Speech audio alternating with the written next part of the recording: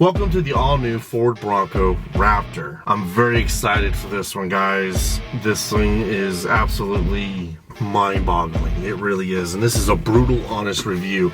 No BS in this. I've been driving this thing for a few hours now, and I will say this, by far better than just a standard Bronco. But you will be paying for it. That is the bad part. I mean, guys, just think about it. You spent $80,000 to $90,000 and you got yourself a Bronco. Not only does it look absolutely amazing, but it also has the capabilities of going just about anywhere.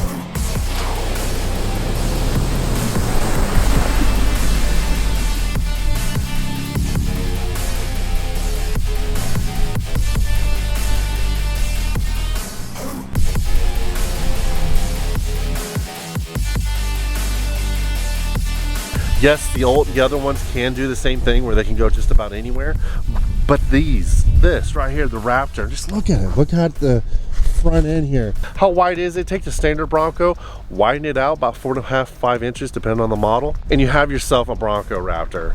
Absolutely incredible. All the vents up here on the top, everything's functional. Couple of bads about it. Real bad part is the spare tire right here.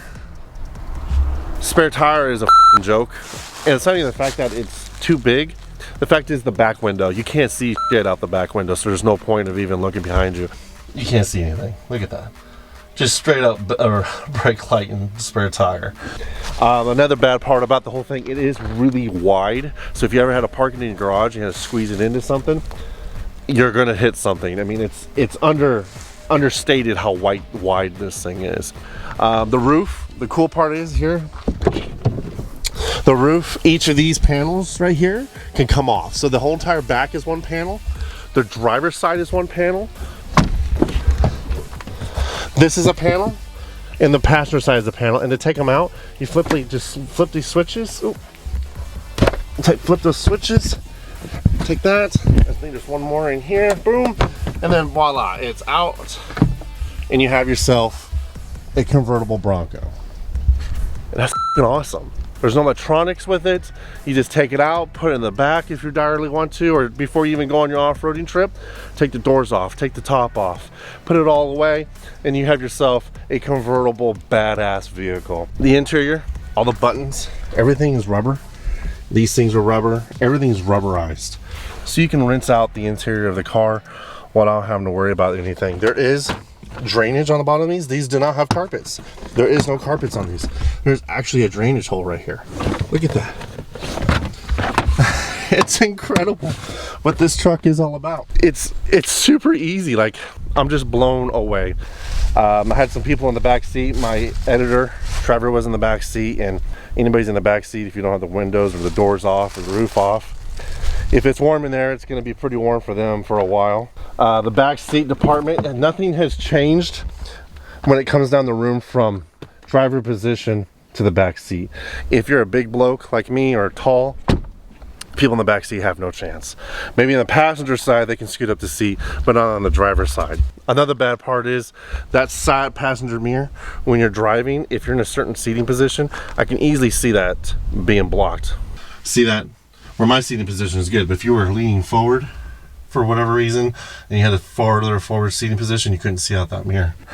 The wipers on this thing are super goofy. They're super small. Remember the Hummer? I don't know if y'all remember the Hummer, or even what was that Toyota, that the FJ Cruiser, that it has that same kind of windshield where everything's square.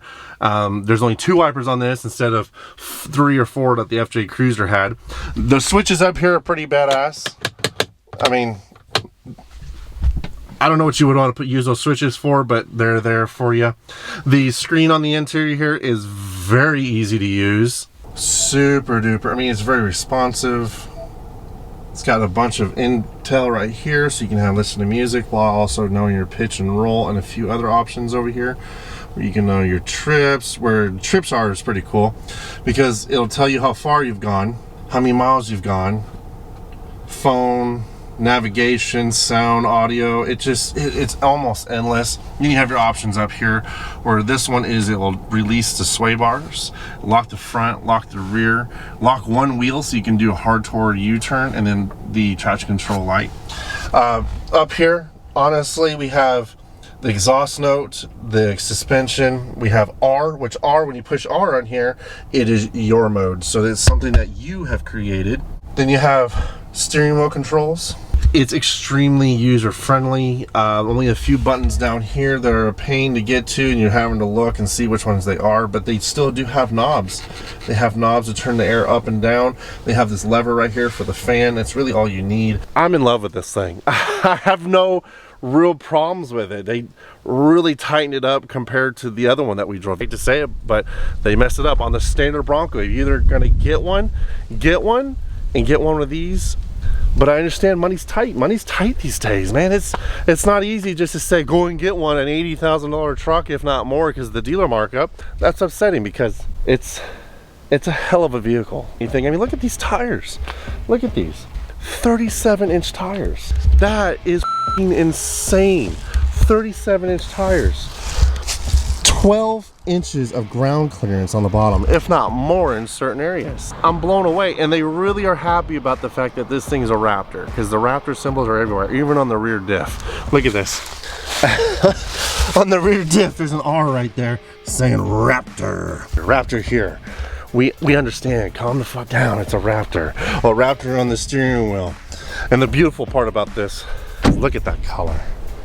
Such a beautiful color. Now we're up here by Paul's Valley. We found a little course here that we can kind of take a little bit of rough roads, but we can't go crazy because it's, like I said, it's not my ride. The more unique thing about these trucks is the fact that the steering wheel is fat. For big people with big hands, I love this steering wheel. The steering wheel's got pretty much a lot of buttons and everything else going on. The feel for it, the comfort of it, it's actually not too bad at all. Solid roof, no tent on the top. There's no tent on here, which is nice. It's well put together in here, and I'm actually just starting out. I'm liking what I'm feeling right now. The seats are extremely comfortable. Trying to figure out where all the switches are, because the doors can come off, is a little different, but it doesn't take you long at all to figure it out. This is running a 6-cylinder, 420 horsepower, 37-inch tires. It is incredible how much this thing feels like not an off-roader. It's so smooth. It's like you're floating on a cloud. The one we had before in another video where I absolutely hated the thing, it was very little options, there was very little going on, and this one just beats all. For the amount of money that this thing is worth, these things start out about $70,000 and they go up from there. It's incredible what they did to this to make it really feel like a modern Bronco, a modern off-road vehicle. So let's get started.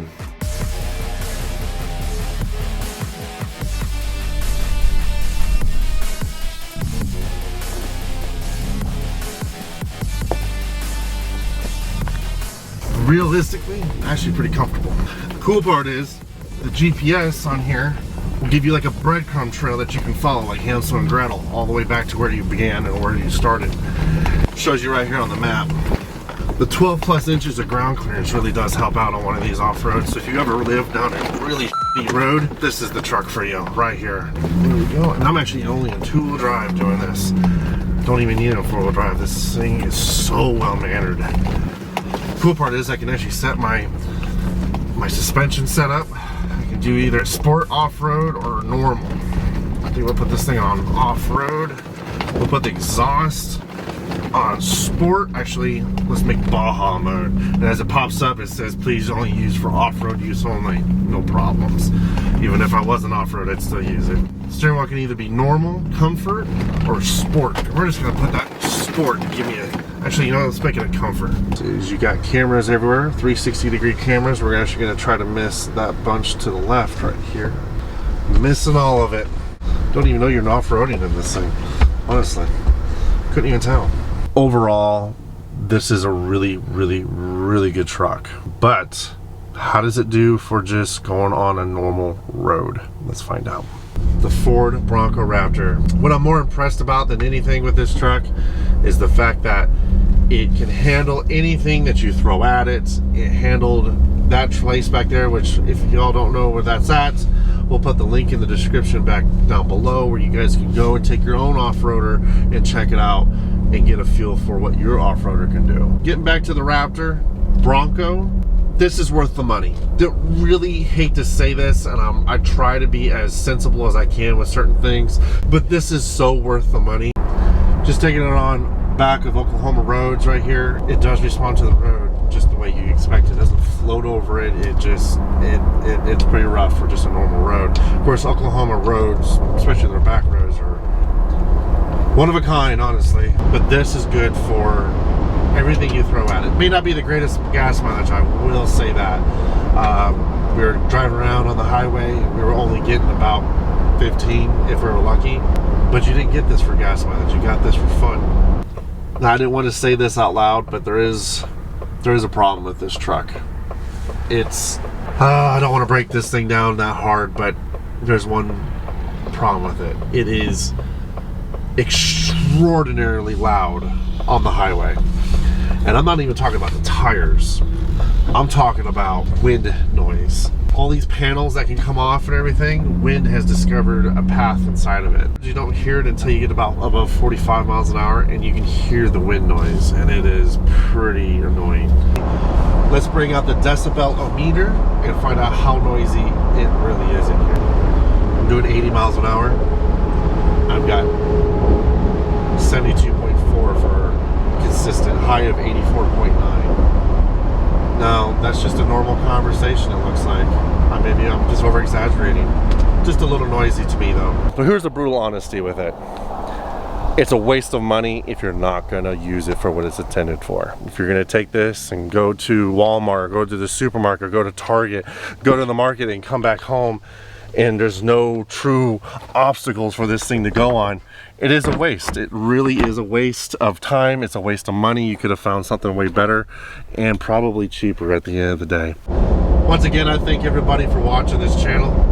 Please subscribe, hit that like button. Tell us what you guys think. If you guys have one of these, tell me if I'm right. Tell me if I'm just making shit up. I hope I'm not making shit up. You know, I really do research on one of these, and you know, this is something I want to be real. You know, you guys interact with me. I'll try to interact with you as much as I can. Hit that like button. We'll see you guys all next time. I love you all. Please drive safe. We'll see y'all.